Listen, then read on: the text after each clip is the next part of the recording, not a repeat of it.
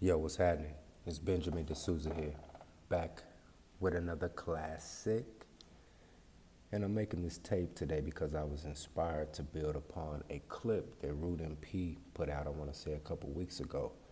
And it was of a black woman confessing that 80%, possibly more, of black women hate black men. And also, it was another tape put out by SWP concerning the belief system of black women and how they believe that they are inherently better than black men. Now, those two videos coincide with a theory of mine. And this theory came to me around the time that the guy from Very Smart Brothers fame wrote a hit piece on black men stating black men are the white men, or the white people rather, of black people. So I pondered this, and I pondered are black men, how is this possible, and black men are the most disenfranchised demographic of peoples in this country. Some of the definitions of disenfranchised goes as follows: deprived of power, marginalized, to deprive someone of rights or privileges. Now, let me get this straight. We are the last to get hired and the first to get fired. We have to be twice as good as our contemporaries just to break even in most cases. We are disproportionately ground up into powder in the judicial system. When you think about it, the everyday life of the black man is tantamount to an action, thriller, and horror movie all rolled into one. So this Boosie assertion that Damon Young made about black men was so easily dismissed. But I said, let's flip that coin and see what's on the other side. And the conclusion that I came to was quite different from that of Mr. Young. In fact, not only are black women the white people of black people, but they are the gods of black people. So much so that any critique, however minute, will be treated as blasphemy. And those who dare speak these truths will have to withstand the persecution by the black community inquisition. And I put those thoughts into a piece I titled The Mother Goddess Complex, or something to that effect. You can check my catalog, I might put it in the description. And what I spoke about was that the hatred that black women claim that black men have for them is in fact projection. It is in fact the hatred that black women have for black men. I've said it before and I'll say it again. Pay attention to the lexicon of black women in everyday life and on social media. They always refer to us as niggas and or boys. They only refer to us as men when they want to hit us with the responsibility stick, i.e., won't you be a man and man up? You should do that, you the man.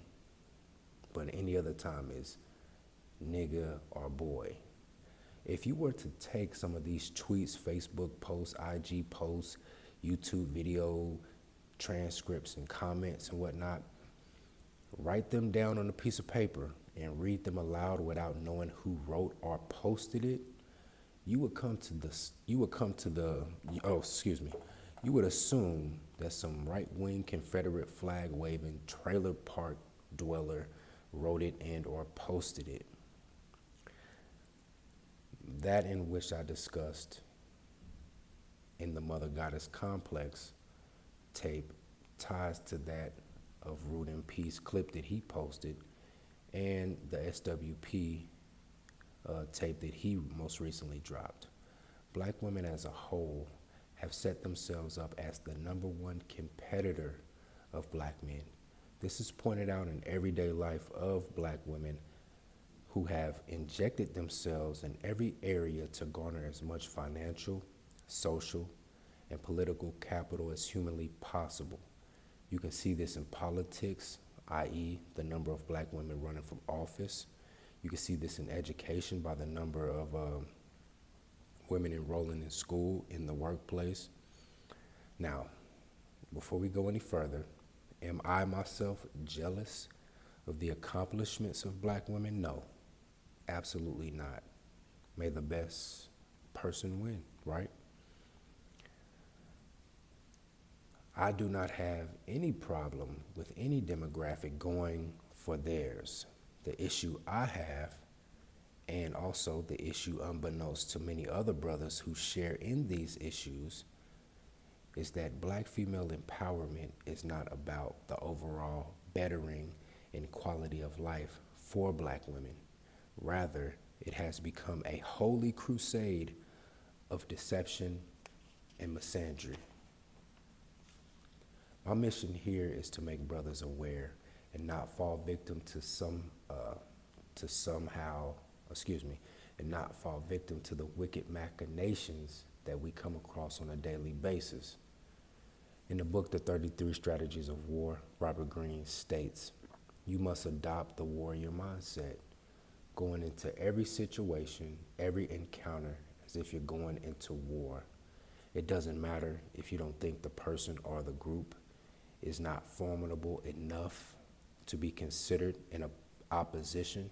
The fact still remains that you have an opposition. Put it this way. If someone is physically assaulting you, it doesn't matter if you don't want to fight or if you think the person assaulting you is not worth it or if you think that they're not strong enough to cause any real damage. If you don't take protective measures and countermeasures to defend yourself, you're going to get steamrolled every time. What I want to do is equip brothers with the warrior mindset. Having the warrior mindset, however, does not mean to act emotionally like women do and go to battle with anyone and everybody of the opposite sex in every situation. No, that's not what I mean by adopting the warrior mindset. But it is to be aware of the potential dangers when engaging these people.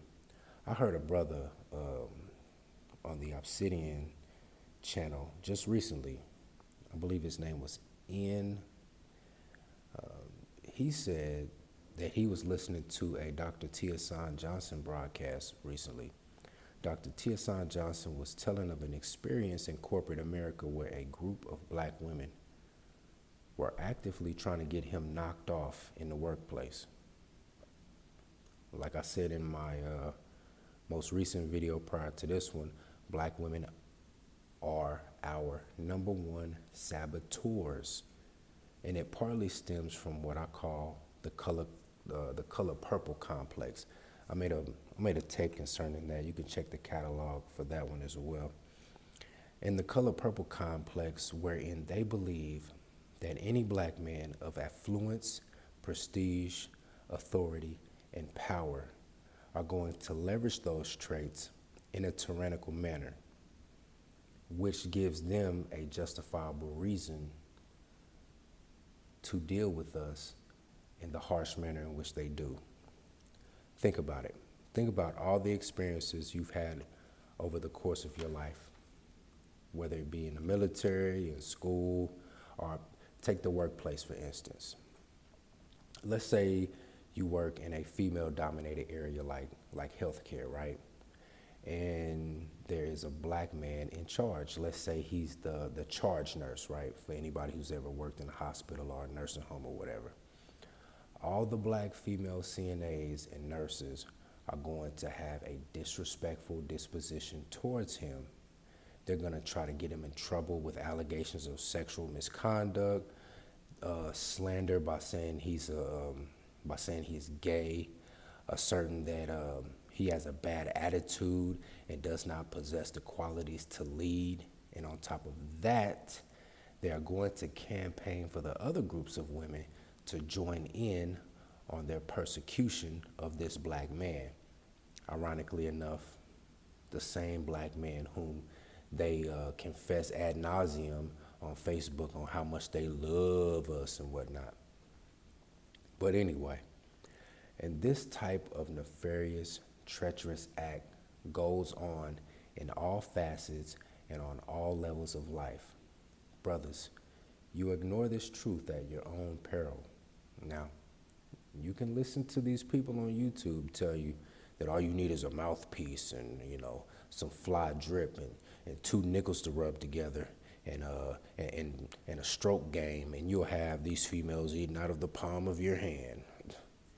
I don't know about you, but I do not have any inclination to allow a venomous serpent to eat out of the palm of my hand. Brother, stay on your square, man.